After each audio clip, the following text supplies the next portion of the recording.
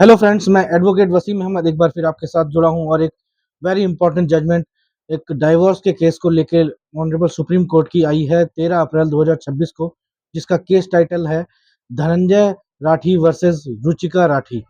अब हुआ ये इस केस में ये था कि जो ये हस्बैंड वाइफ थे, इनका मैट्रिमोनियल डिस्प्यूट चल रहा था। उसके तहत जो हस्बैंड ने अपनी वाइफ के खिलाफ एक डाइवोर्स का केस फाइल किया और उसमें मीडिएशन के लिए एक डेट लगाई।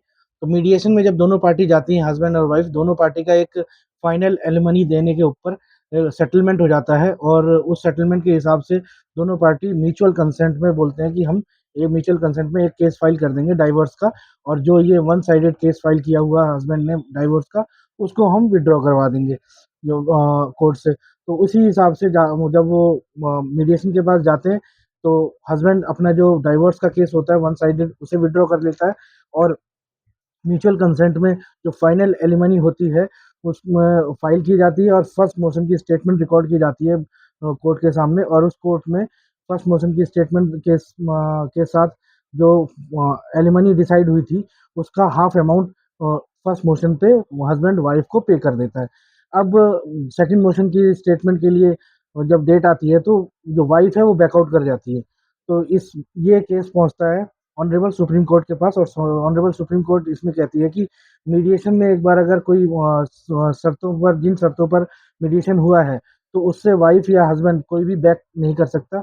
और अगर इस तरीके से बैक करते रहे तो केसों की जो लिटिगेशंस हैं जो बढ़ जाएंगी, केस नंबर ऑफ केसेस ऐसे बढ़ जाएंगे और जो मीडिएशन का पर्पस है वो सॉल्व नहीं होगा। मीडिएशन का पर्पस मतलब ये है कि मीडिएशन में जाके आप मैटर को सॉर्ट आउट करो, उसके बाद ताकि केस का जो बर्डन है और टाइम है वो दोनों बचे।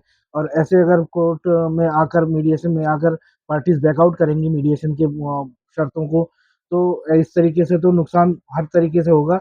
जो एक हस्बैंड का पैसा लिया वाइफ ने 50%, वो फिर रिकवरी केस में जाएगा, रिकवरी में फिर उसको नोटिस जाएगा, फिर लंबा प्रोसेस चलेगा। तो इन सारी चीज़ों से बचने के लिए, इन सारी चीज़ों पे रोकथाम लगाने के लिए ऑनरेबल सुप्रीम कोर्ट ने कहा कि मीडिएशन का पर्पस यही होता है कि आप सोच समझ के मीडिएशन में गए हैं और मीडिएशन में आपने अपनी जो आपके लिए बेनिफिशियल है वो आपने स्टेटमेंट दिया है और जो शर्तें हैं वो आपने दोनों ने म्यूचुअल अंडरस्टैंडिंग से उस पर रिटर्न में लिखा है। तो वो सारी चीज़ें आपने जब एक बार सोच समझ के लिख दी तो बैकआउट करने का कोई मतलब नहीं रह जाता। और अगर बैकआउट कर रहे हो तो इसका मतलब आपकी इंटेंशन ठीक नहीं थी।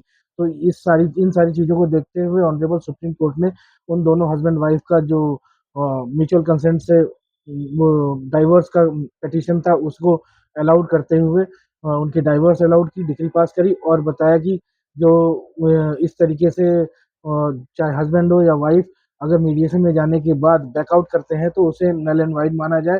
बैकआउट करने की कोई भी कंडीशन नहीं बनेगी ऐसी चीज में।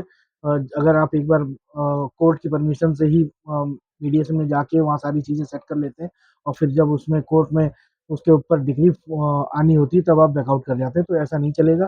तो इस तरीके से इन दोनों का, हस्बैंड और वाइफ का जो डाइवोर्स की डिग्री थी वो ग्रांट करी ऑनरेबल सुप्रीम कोर्ट ने। 142 आर्टिकल है इंडियन कॉन्स्टिट्यूशन है हमारे संविधान का, उसके हिसाब से इसमें 142 आर्टिकल के तहत ये पूरा जजमेंट पास हुआ। Thank you.